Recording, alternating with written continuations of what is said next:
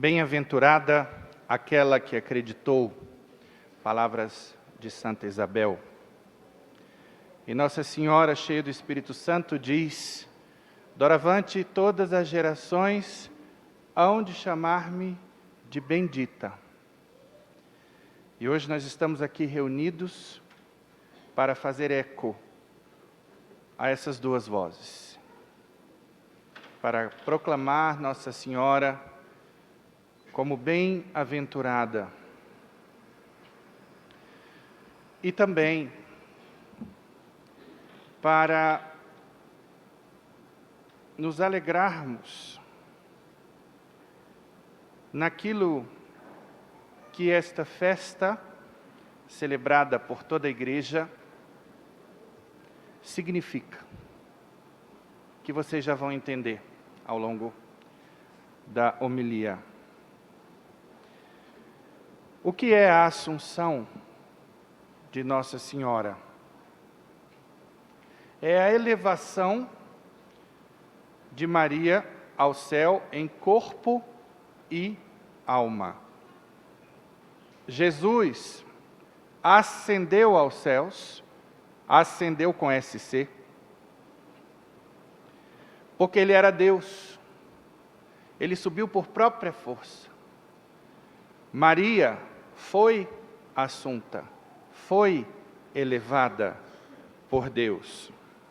E no céu, glorificada.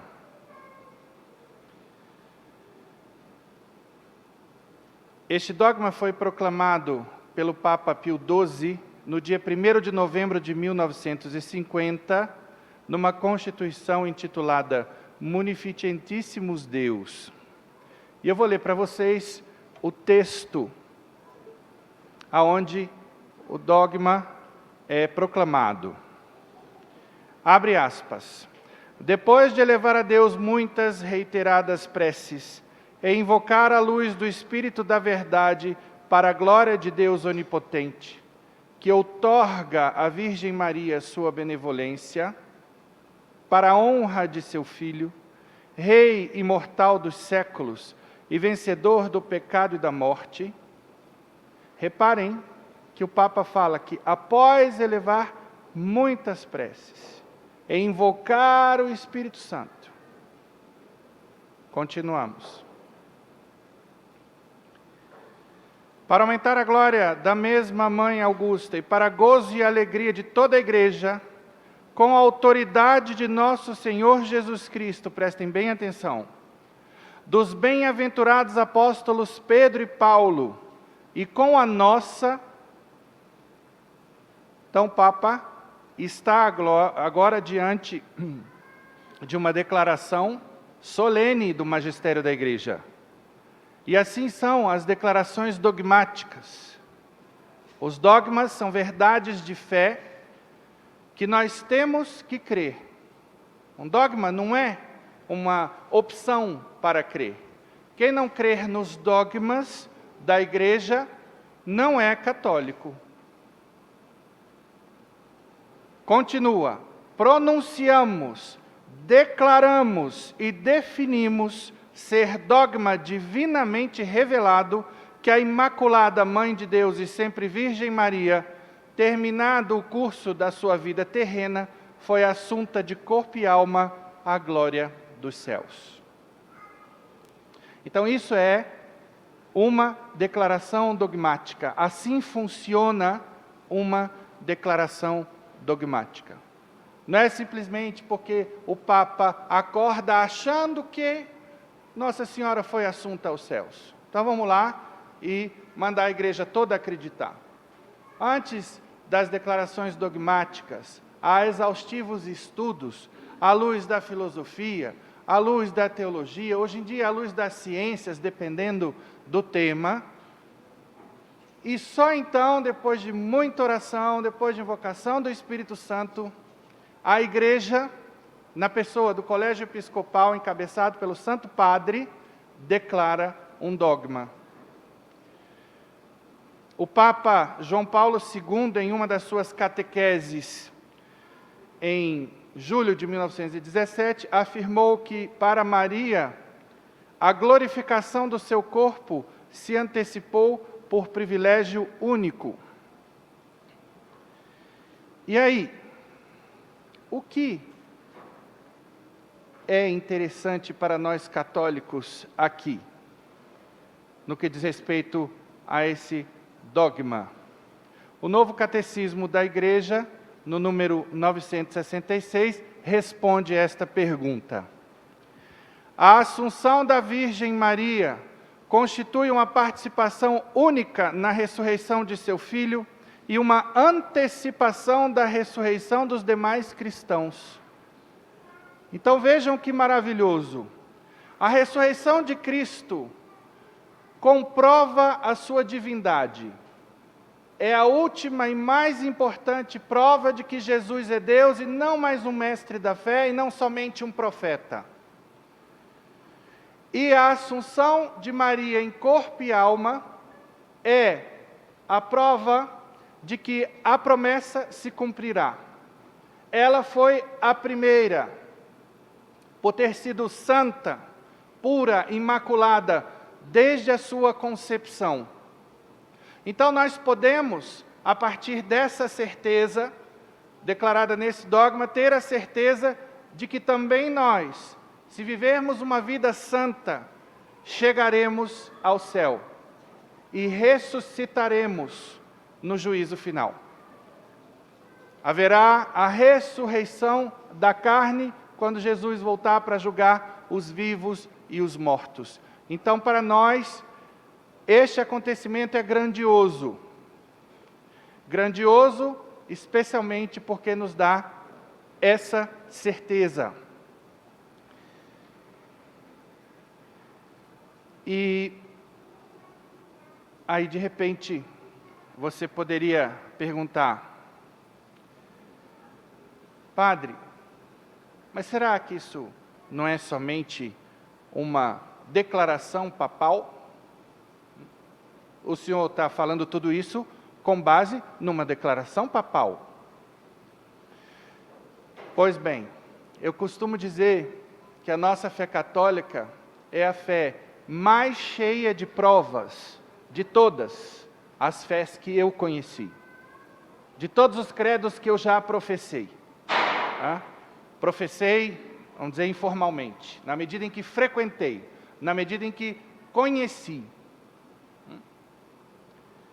Nós temos, por assim dizer, uma prova arqueológica da Assunção de Maria. E qual é esta prova? O fato de nós não sabermos o endereço de sua sepultura.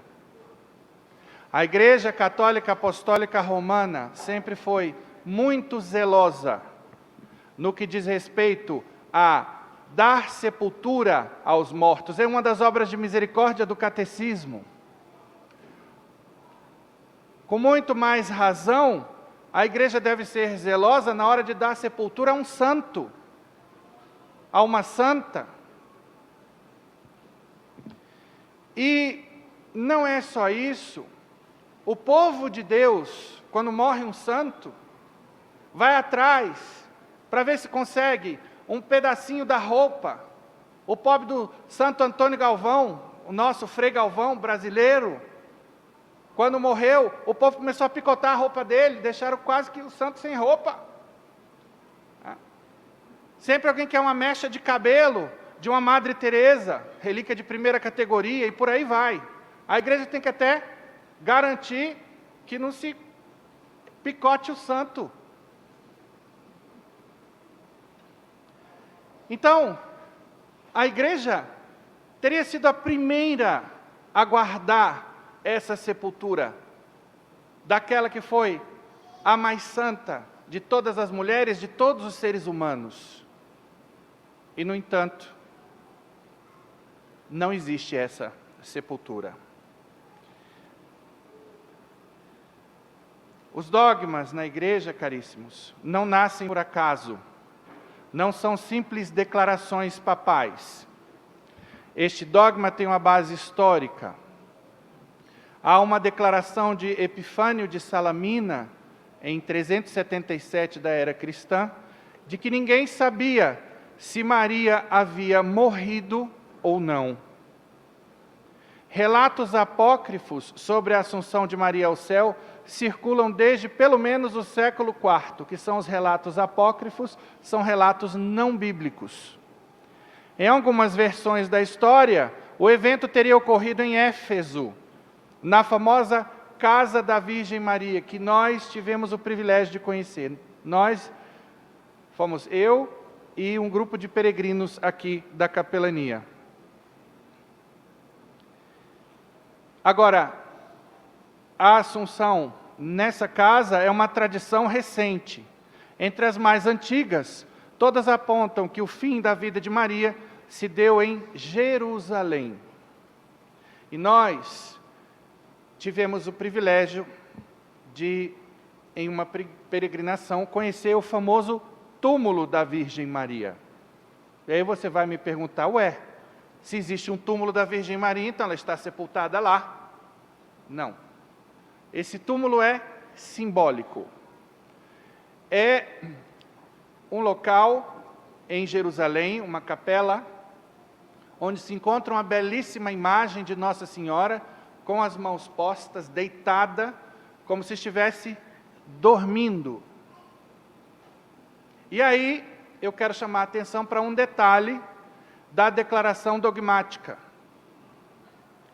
Em nenhum momento a declaração dogmática diz como se deu essa assunção aos céus em corpo e alma.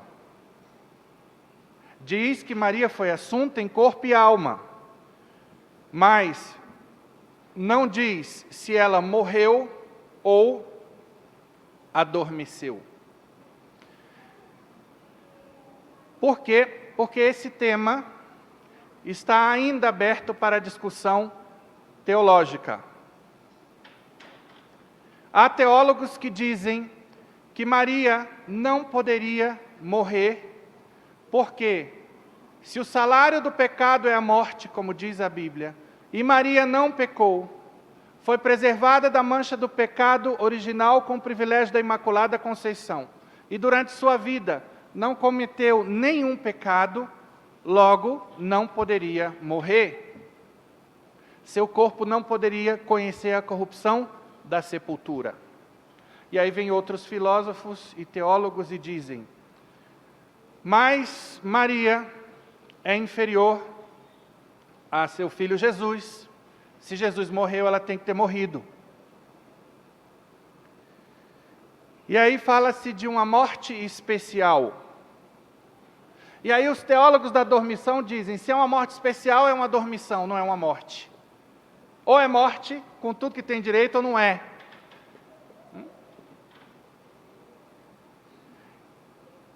Dizem, inclusive, que Jesus tinha que morrer, porque senão a humanidade não seria redimida.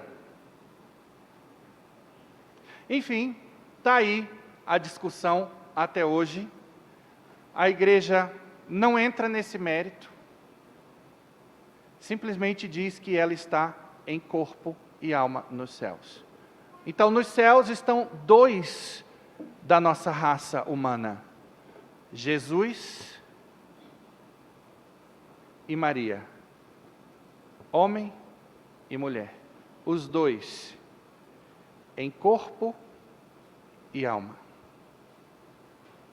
Ressuscitados, como nós hemos, por graça de Deus, de ressuscitar. Pelo século VII, uma variação apareceu, que conta que um dos apóstolos, geralmente identificado como sendo São Tomé, não estava presente na morte de Maria, e que sua chegada atrasada teria provocado uma reabertura do túmulo da Virgem, que então se descobriu estar vazio, com exceção de suas mortalhas. Numa outra, posterior, Maria lançaria do céu sua cinta para o apóstolo como uma prova do evento. Inclusive, esta imagem aparece algumas vezes nas pinturas sobre a Assunção. Eu, particularmente, acredito mais nessa segunda versão, porque, com certeza, o povo de Deus teria guardado as mortalhas de Nossa Senhora. Nós não temos essa relíquia na nossa igreja. E agora, eu queria saber de vocês, quem aqui conhece a ladainha de Nossa Senhora? Levanta a mão. Quem conhece ou quem já rezou? Levanta alto. Pode abaixar as mãos. Gente, quem não conhece, hoje entre no nosso site, o pessoal da Pastoral da Comunicação vai colocar até a noite a história da ladainha. Até porque muitos dos que rezam a ladainha, em um determinado momento não conseguem entender aquelas expressões simbólicas que aparecem. Para quem não conhece, de que oração eu estou falando? Daquela oração que começa: Senhor, tende piedade de nós, Cristo, tende piedade de nós, Jesus Cristo, ouvi-nos, Jesus Cristo, atendei-nos. E aí, lá pelas tantas, a gente começa: Santa Maria, Mãe de Deus, rogai por nós. Santa Virgem das Virgens, rogai por nós. Mãe Puríssima, rogai por nós. Mãe do Salvador, rogai por nós. Virgem Poderosa, rogai por nós. E vem vaso honorífico, enfim, uma série de títulos de Nossa Senhora. E aí, para que você possa colocar o seu coração na sua oração, para que a oração não seja simplesmente uma oração proferida pela boca, uma oração mecânica, porque é muito importante na oração a atenção verbal, ou seja, falar bem as palavras, né? A Maria cheia de graça, ser convosco, isso não é oração. O céu não entende essa língua. Então, falar devagar, né? De modo inteligível. Depois entendendo o que eu estou falando, porque assim eu coloco o meu coração. E a oração fica mais perfeita. Ladainha é uma palavra de origem grega que quer dizer súplica. As ladainhas sempre foram usadas para indicar as súplicas que os fiéis rezam, principalmente durante procissões e novenas. Dentro da religiosidade popular, as ladainhas ocupam um lugar especial. Existem várias ladainhas, porém a mais conhecida e usada é a ladainha de Nossa Senhora, também conhecida como ladainha lauretana, por ter sua origem no santuário de Loreto, na Itália, no século XIII. Com o tempo, uma série de súplicas a Nossa Senhora foram sendo compostas pelos peregrinos que, em visita ao santuário de Loreto, invocavam Maria pelos mais variados títulos espirituais. Olha que interessante. A ladainha Nossa Senhora foi aprovada oficialmente pelo Papa Clemente VIII no ano de 1601. Ao longo dos tempos, algumas invocações foram sendo acrescentadas pelos papas, como, por exemplo, Rainha concebida sem pecado, em 1854, Mãe do Bom Conselho, em 1903, Rainha da Paz, em 1917, Rainha Assunta ao Céu, em 1950, Mãe da Igreja, em 1964, e Rainha da Família, em 1995, por São João Paulo II. Na ladainha, as invocações iniciais não se dirigem a Nossa Senhora, mas sim a Jesus Cristo e a Santíssima Trindade, porque tudo em Maria nos leva e deve nos levar a Jesus. Senão, a devoção mariana fica oca. A vida de Maria nos faz chegar até Deus. Depois, seguem-se 3 invocações nas quais se pronuncia o nome da Virgem, Santa Maria. E lembramos de 2 dos seus principais privilégios: ser Mãe de Deus e Virgem das Virgens. Em seguida, vários grupos de invocações a Nossa Senhora. 13 invocações para honrarmos a maternidade de Nossa Senhora. 6 invocações para honrarmos a sua virgindade. 13 invocações que são figuras simbólicas. 4 invocações de sua misericórdia e 3 invocações de Maria como rainha. Inclusive, gente, acabei de falar que muita coisa veio da piedade popular. Eu cozinho. Quando eu vou para a cozinha, eu rezo sempre uma Ave Maria e no final eu digo: Maria, Mãe dos cozinheiros, rogai por nós. Ou ela não é a mãe dos cozinheiros? Depois eu vou até mandar para Roma essa invocação aí, para ajudar as donas de casa, né? Aqueles que fazem suas incursões na cozinha. Tudo na ladainha é fácil de entender, exceto essas 13 invocações simbólicas. E aí, nós mandamos postar no site, para que você, entendendo o que elas significam, reze com mais gosto. E destas 13, eu vou me deter em uma, que é a referência de Maria como Arca da Aliança. A gente diz em um determinado momento, Arca da Aliança, rogai por nós. Por quê? Porque a Arca da Aliança é uma expressão que aparece na primeira leitura tirada do livro do Apocalipse. E trata-se de uma prefiguração de Maria no Velho Testamento. E o que é uma prefiguração? É uma representação daquilo que ainda não existe, mas que há de existir, ou pode existir, ou se suspeita que exista. Os dois testamentos da Bíblia Sagrada, o Antigo Testamento e o Novo Testamento, estão interligados. Várias realidades do Novo Testamento já aparecem no Antigo, prefiguradas, isto é, de modo simbólico. Eu vou dar alguns exemplos.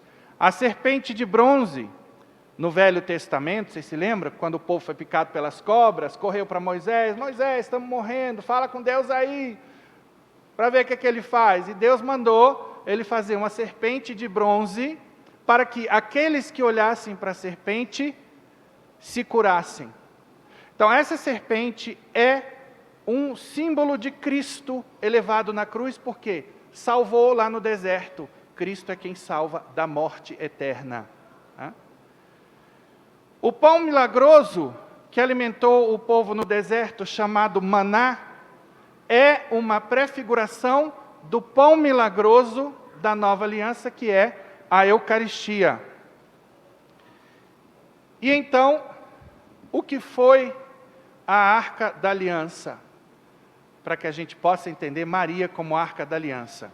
Segundo o livro do Êxodo, a montagem da Arca da Aliança foi orientada por Moisés, que recebeu instruções divinas quanto a seu tamanho e forma.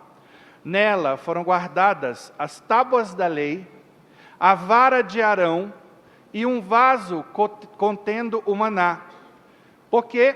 Porque estas três coisas representavam a aliança de Deus com o povo de Israel. Eram os maiores tesouros da fé antiga. Para os judeus, a arca não era só uma representação, mas a própria presença de Deus. E nós, católicos, temos a presença de Deus em corpo, sangue, alma e divindade na Eucaristia, que é o nosso maior tesouro. O tesouro por excelência da nova aliança.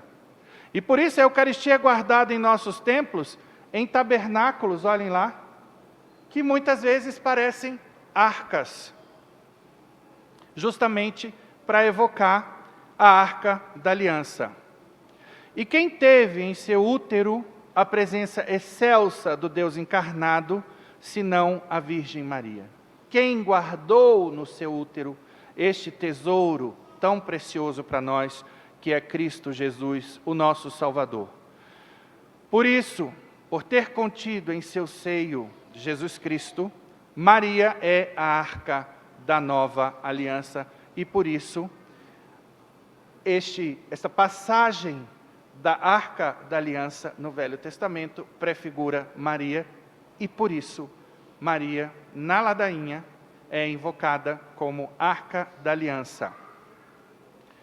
Sob a imagem da arca e da mulher, na liturgia de hoje, então, a Virgem Maria é apresentada na primeira leitura. Entretanto, os exegetas, que são os especialistas em interpretação bíblica, gente muito estudada, que detém talvez o curso mais difícil, o título mais difícil de se obter na igreja, que é o de exegeta, um curso que demora pelo menos 3 anos e meio, que exige do padre conhecimentos de grego, de latim, de aramaico, hebraico, siríaco, fora as línguas modernas, porque toda a literatura desse curso é em inglês, francês, italiano, alemão. Então pense na capacidade de um padre que vai cursar exegese no Pontifício Instituto Bíblico.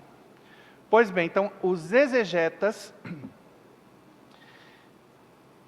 continuam a discutir se estas imagens se referem à Igreja ou a Maria. Existem essas duas possíveis interpretações desta passagem do livro do Apocalipse. Porém, eu, humildemente, que não sou especialista, não sou neurocirurgião, ou seja, exegeta, eu sou um clínico geral. Nós padres somos clínicos gerais na teologia, né? Os que não têm aí as especializações teológicas. Eu advogo pela interpretação mariana dessa passagem do Apocalipse, e eu vou dizer para vocês agora, através de uma apresentação de slideshow, o porquê. Fechem, por favor, essas janelas, essas duas só, né? Para que o pessoal possa ver melhor a imagem. Veja o que diz Apocalipse. E apareceu no céu um sinal, uma mulher vestida do sol. Vocês estão vendo esse resplendor aí, por detrás da imagem de Nossa Senhora de Guadalupe? Pois esse resplendor é o sol. E o que o livro do Apocalipse diz? Com a lua debaixo dos pés. E o que vocês estão vendo aí? Nos pés de Nossa Senhora, uma lua. E aí vocês poderiam falar, mas isso aí é só uma imagem da Igreja Católica? Atenção, sim, é uma imagem da Igreja Católica, porém milagrosa, sobrenatural. Por quê? Porque no ano de 1531, nós tivemos a primeira grande aparição de Nossa Senhora, ao índio Juan Diego, que é santo da nossa igreja. Confere alguém aí se é santo ou ainda é beato. Pelo menos beato eu posso garantir que é. Eu acho que é santo. São Juan Diego, quase certeza. Bom, então, Nossa Senhora apareceu na cidade do México e pediu que fosse construída uma basílica em sua honra. Juan Diego foi levar o recado ao bispo e o bispo prudentemente pediu um sinal. E Nossa Senhora disse a ele, quando apareceu novamente, que ele fosse no alto de um monte chamado Tepeyac, que ali haveria rosas para ele entregar ao bispo. E aí começa o milagre, porque não brotam rosas no gelo. O Tepeyac estava coberto de gelo. E aí Juan Diego tinha um poncho, que é uma vestimenta parecida com a casula sacerdotal, no qual ele colocou as rosas. Então as embrulhou desse jeitinho aqui e levou para o bispo. Chegando no bispo, disse para ele, olha o que minha menina mandou para o senhor. Quando ele desembrulhou as rosas que caíram no chão, essa imagem apareceu desse jeito, milagrosamente. E aí, eu quero mostrar para vocês os fatos sobrenaturais por trás dessa imagem, porque se trata do maior milagre mariano de todos os tempos, e é de converter qualquer protestante. Por quê? Porque é simplesmente inatacável e irrefutável os fatos por trás dessa imagem. Inclusive, J.J. Benítez, que escreveu a Operação Cavalo de Troia, que não é católico, escreveu um livro grosso sobre esse acompanhamento dos estudos científicos feitos sobre essa imagem milagrosa. Então, vamos aos fatos. Vocês, por favor, vão mudando os slides em função do que eu for falando aqui. Estudos oftalmológicos realizados nos olhos de Maria detectaram que, ao acercar-se-lhe luz, a retina se contrai e, ao retirar-se-lhe a luz, volta a se dilatar exatamente como ocorre com o olho humano vivo. Então, essa imagem é viva. Imagina, colocou luz, a pupila se retrai. Tirou a luz, a pupila volta a se expandir. A imagem da Virgem Maria ficou milagrosamente estampada no poncho do índio Juan Diego. A temperatura da fibra de maguey, com a qual está confeccionado o poncho, se mantém a uma temperatura constante de 36,6 graus, a mesma de um corpo humano vivo. Um dos médicos que analisou o poncho colocou seu estetoscópio embaixo do cinto de Maria e escutou batidas de coração que se repetem a um ritmo de 115 pulsações por minuto, como as de um bebê no ventre materno. E aqui eu faço um parêntese. Vocês estão vendo um cinto, que a gente chama de cíngulo, por ser um cinto de tecido, de cor marrom, na vestimenta de Nossa Senhora.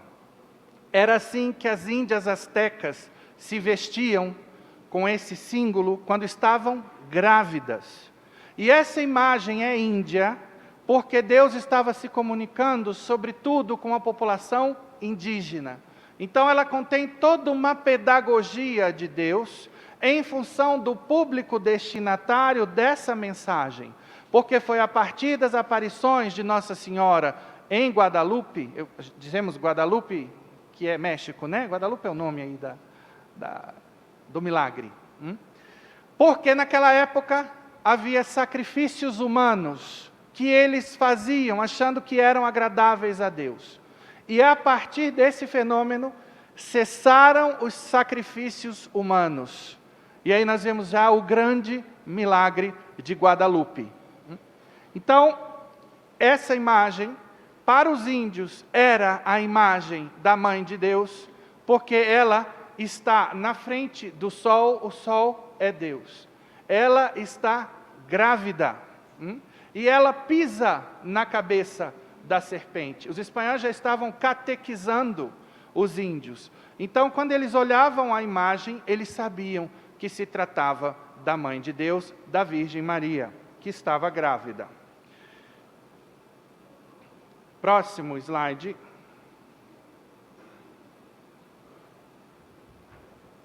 Não se descobriu nenhum vestígio de pintura no tecido. Na realidade, a uma distância de 10 centímetros da imagem, só se vê o tecido de maguey cru. As cores desaparecem. Estudos científicos não conseguiram descobrir a origem da coloração que forma a imagem, nem a técnica de impressão da mesma. Não se detectaram vestígios de pinceladas, nem outra técnica de impressão conhecida pelo homem. Os cientistas da NASA confirmaram que o material que dá origem às cores não pertence a nenhum dos elementos químicos da tabela periódica. Olha que coisa, arrepiou? Sabem quem diz isso? Não é qualquer um. É um prêmio Nobel de Química chamado Dr. Kuhn. Depois vai na internet e confirme. Se escreve K-U-H-N. Ele foi que escreveu essa parte aí dos estudos. Foi passado um raio laser no sentido lateral sobre o tecido, descobrindo que sua coloração não está nem na frente nem no verso, senão que as cores flutuam a uma distância de 0,3 de milímetro do tecido, sem tocá-lo. A fibra de maguey, que constitui o tecido da imagem, não costuma durar mais de 20 ou 30 anos. Há vários séculos pintou-se uma réplica da imagem, um tecido de fibra de maguey idêntico, a qual se desintegrou depois de várias décadas. Há quase 500 anos do milagre, a imagem de Maria continua tão firme como no primeiro dia. A ciência não consegue explicar por que a tela não se desintegrou.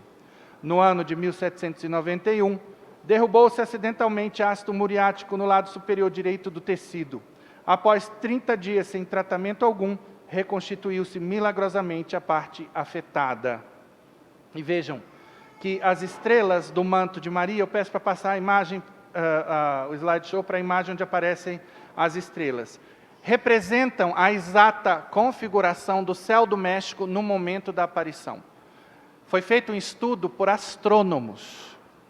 Não é simplesmente o povo católico tentando assim exagerar o negócio para gerar a piedade popular. Não. Essa é a configuração do céu do México. A partir desse estudo astronômico se chega ao ano, ao dia, ao mês, ao dia, a hora exata da aparição de Nossa Senhora. E essas mesmas estrelas, senhores músicos, depois vão ver na internet, são uma partitura de uma belíssima música que, entre aspas, sai da imagem. Vão depois na internet, eu vou pedir para o pessoal da Pastoral da Comunicação colocar também essas novidades que são mais recentes. Qual é a outra novidade recente, que não estava no estudo inicial? É que os desenhos que aparecem no vestido de Nossa Senhora são a representação do relevo do México, das montanhas mexicanas. Então, absolutamente tudo nessa imagem tem um significado. Pode passar? No início do século XX, um homem escondeu uma bomba de alto poder de destruição em um arranjo floral e o colocou aos pés da imagem. A explosão destruiu tudo ao redor, menos a imagem de Maria, que permaneceu intacta, tendo sido defendida por Jesus, que pendia de um crucifixo que estava a seus pés. O crucifixo ficou todo curvado, como se Jesus abraçasse a bomba, para que a explosão não danificasse a imagem de sua mãe. E vejam que interessante agora o que aparece nos olhos de Maria. Põe a imagem dos olhos aí. Essa imagem foi ampliada 2000 vezes, e na pupila de Nossa Senhora, obviamente, sobretudo quem está no final não vai enxergar, mas lá na internet vocês vejam, que é interessantíssimo, aparece bem nitidamente essas imagens das pessoas que presenciaram o milagre. Por muito tempo ninguém sabia quem são esses personagens, quem são essas pessoas. E ao lerem as atas da narrativa do milagre, descobriram que era como se a imagem de Nossa Senhora fosse uma máquina fotográfica, que captou a imagem dos presentes ao milagre. Então, isso depois você veja com calma no nosso site. E para finalizar, Guadalupe significa, no idioma indígena mexicano, amassa a cabeça da serpente. É justamente o proto-evangelho mariano em Gênesis 3,15. Maria, a mulher que fere a cabeça da serpente. Então, caríssimos, Maria aparece no livro de Gênesis, ali onde Deus diz para a serpente: porém discórdia entre ti, serpente, e a mulher, a tua descendência e a dela. Tu lhe ferirás o calcanhar e ela te ferirá a cabeça. Então aí nós vemos de novo a Virgem Maria na Bíblia, prefigurada. Isso para aqueles que dizem que Maria não está na Bíblia. Ela está. E a Bíblia diz o quê? Que ela é bem-aventurada. É o mínimo que se pode falar de Nossa Senhora. Então, meus irmãos, hoje nós comemoramos essa data tão especial. E eu posso dizer para vocês, eu estive no México, estive na Basílica de Nossa Senhora de Guadalupe, e eu particularmente até então nunca tinha tido a menor devoção à imagem de Nossa Senhora de Guadalupe. E eu quero dizer uma coisa para vocês católicos, que o povo de Deus acha que se não gostar de todas as imagens de Nossa Senhora é pecado.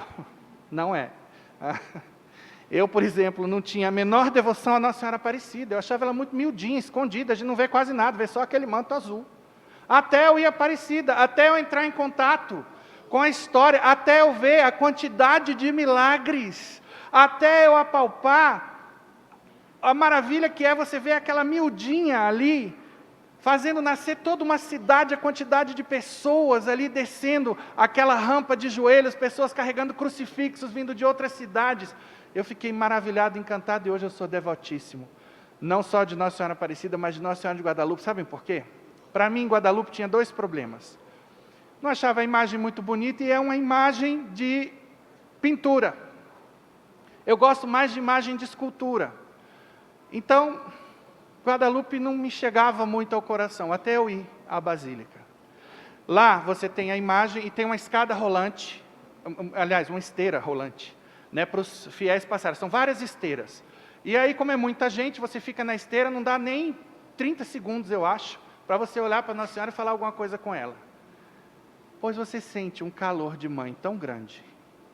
Essa imagem está viva, eu posso dizer para vocês. Eu nunca senti em nenhum santuário de Nossa Senhora. Até então, para mim, o santuário de Lourdes era o que mais me chamava a atenção, o que mais me emocionava. Mas ali eu vou dizer uma coisa para vocês. Eu fiquei até a hora da Basílica fechar, passando diante da imagem de Nossa Senhora, parecia um maluco. Ia, voltava, ia, porque eu tinha tanto assunto para conversar com Nossa Senhora, e ela comigo. Eu acho que era ela puxando mais assunto comigo, eu botando a minha vida na frente dela, e daqui a pouco veio o moço: ei padre, vai fechar a basílica. E eu fiquei impressionado. Então, gente, o que eu posso dizer para vocês é que aquilo que a igreja nos propõe é fantástico, é maravilhoso, é sempre para o nosso bem. Por isso eu amo tanto a igreja, a quem eu devo absolutamente tudo na minha vida. Se não fosse a igreja, eu não teria o meu existencial centrado em Cristo Jesus. Eu sou sacerdote graças à igreja, foi dela que eu recebi aquilo que é o grande tesouro da minha vida, por isso eu serei eternamente grato à igreja.